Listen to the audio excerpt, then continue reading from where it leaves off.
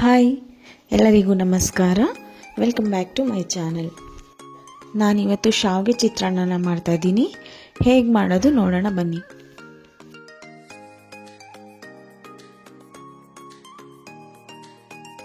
ನಾನು ಮೊದಲು ಶಾವಿಗೆನ ಬೇಯಕ್ಕೆ ಇಟ್ಕೋತಾ ಇದ್ದೀನಿ. ಒಂದು ಪಾತ್ರೆಗೆ ಒಂದು ಅರ್ಧ ಲೀಟ್ರಸ್ ನೀರನ್ನು ಹಾಕ್ಕೊಂಡು ಅದಕ್ಕೆ ಸ್ವಲ್ಪ ಉಪ್ಪು, ಒಂದು ಅರ್ಧ ಸ್ಪೂನ್ ಎಣ್ಣೆನ ಹಾಕಿ ಬಿಸಿ ಮಾಡೋಕ್ಕೆ ಇಡ್ತಾ ಇದ್ದೀನಿ. ಇವಾಗ ನೀರು ಕಾದಿದೆ, ಕುದಿ ಬರ್ತಾ ಇದೆ. ಈ ಟೈಮಲ್ಲಿ ಶಾವಿಗೆನ ಹಾಕ್ಕೊಂಡು ಬೇಯಿಸ್ಕೋಬೇಕು. ಎಣ್ಣೆನ ಏನಕ್ಕೆ ಹಾಕ್ತೆ ಅಂದರೆ ಶಾವಿಗೆ ಅಂಟ್ಕೊಳ್ಳಲ್ಲ, ಉದ್ರುದ್ರಾಗಿರುತ್ತೆ ಅಂತ ಎಣ್ಣೆನ ಹಾಕ್ಕೊಂಡಿದ್ದೀನಿ.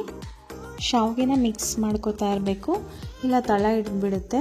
2 ನಿಮಿಷ ಬೆಂದರೆ ಸಾಕಾಗುತ್ತೆ. ತುಂಬ ಬೇಯಿಸೋಕೋದ್ರೆ ಜಾಸ್ತಿ ಬೆಂದೋಗುತ್ತೆ, ಚಿತ್ರಾನ್ನ ಉದ್ರುದ್ರಾಗಲ್ಲ. ಇವಾಗ 2 ನಿಮಿಷ ಆಗಿದೆ, ಶಾವಿಗೆ ಬೆಂದಿದೆ. ಇದನ್ನು ಸೋಸ್ಕೋತಾ ಇದ್ದೀನಿ. ಇವಾಗ ಇದನ್ನು ಇನ್ನೊಂದು ಪಾತ್ರೆಗೆ ತಣ್ಣಗಾಗಕ್ಕೆ ಹಾರಾಕಬೇಕು. ಇದನ್ನು ಹಾಗೆ ಇಟ್ಬಿಟ್ರೆ ಬಿಸಿಗೆ ಅಂಟ್ಕೊಂಡ್ಬಿಡುತ್ತೆ, ಶಾವಿಗೆ ಬೆಂದೋದಾಗುತ್ತೆ. ಆದ್ದರಿಂದ ಒಂದು ಪಾತ್ರೆಗೆ ಹಾರಾಕಕ್ಕೆ ಇಟ್ಬಿಟ್ಟು ಒಗ್ಗರಣೆ ಹಾಕ್ಕೊಳ್ಳೋಣ. ಬಾಣಲೆಗೆ 2 ಸ್ಪೂನ್ ಎಣ್ಣೆ ಹಾಕೋತಾ ಇದ್ದೀನಿ. ಎಣ್ಣೆ ಕಾದ ನಂತರ ಸಾಸಿವೆ,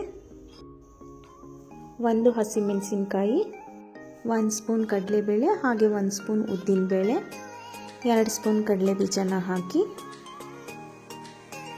ಕಡಲೆ ಬೀಜ ಕಲರ್ ಬರೋ ತನಕ ಫ್ರೈ ಮಾಡ್ಕೋಬೇಕು. ಇವಾಗ ಕಡಲೆ ಬೀಜ ಫ್ರೈ ಆಗಿದೆ.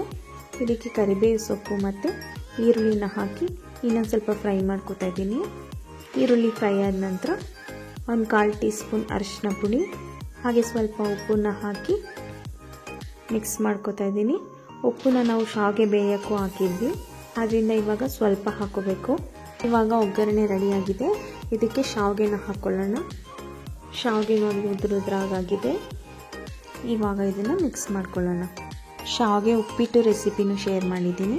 ಏನಾದರೂ ಇಂಟ್ರೆಸ್ಟ್ ಇದೆ ಡಿಸ್ಕ್ರಿಪ್ಷನ್ ಲಿಂಕ್ನಲ್ಲಿ ಹಾಕಿರ್ತೀನಿ, ಒಂದ್ಸಲ ಚೆಕ್ ಮಾಡಿ. ಇವಾಗ ಇದಕ್ಕೆ ಸ್ವಲ್ಪ ಕೊತ್ತಂಬರಿ ಸೊಪ್ಪನ್ನು ಹಾಕಿ ಮಿಕ್ಸ್ ಮಾಡಿಕೊಂಡ್ರೆ ಶಾವಿಗೆ ಚಿತ್ರಾನ್ನ ರೆಡಿ ಆಗುತ್ತೆ.